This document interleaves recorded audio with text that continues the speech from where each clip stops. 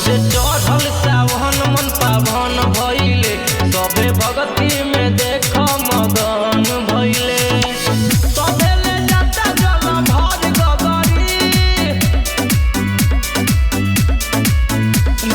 भर गगरी देवघर नगरी सगरो सुनाता भोला भोला हो देवघर नगरी सगरो सुनाता भोला भोला हो देवघर नगरी।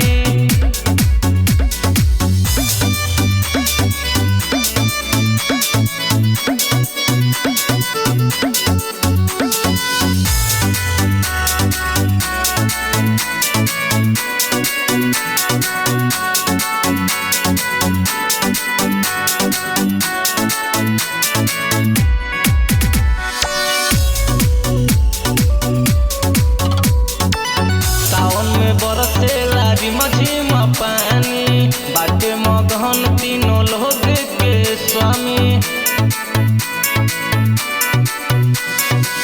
सावन में बरसेला रिमझिम पानी बाटे मगहन तीनों लोग के स्वामी। झूमता देखा गगन सगरी देवघर नगरी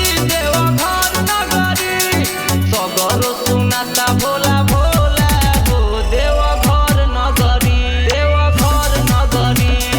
सगरो सुनाता भोला भोला हो देवघर नगरी।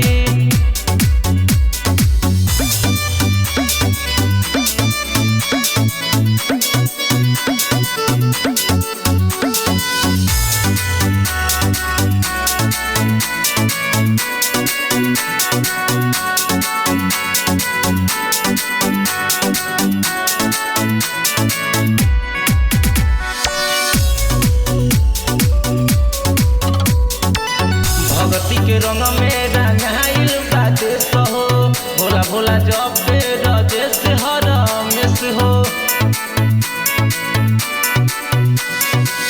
भगती के रंग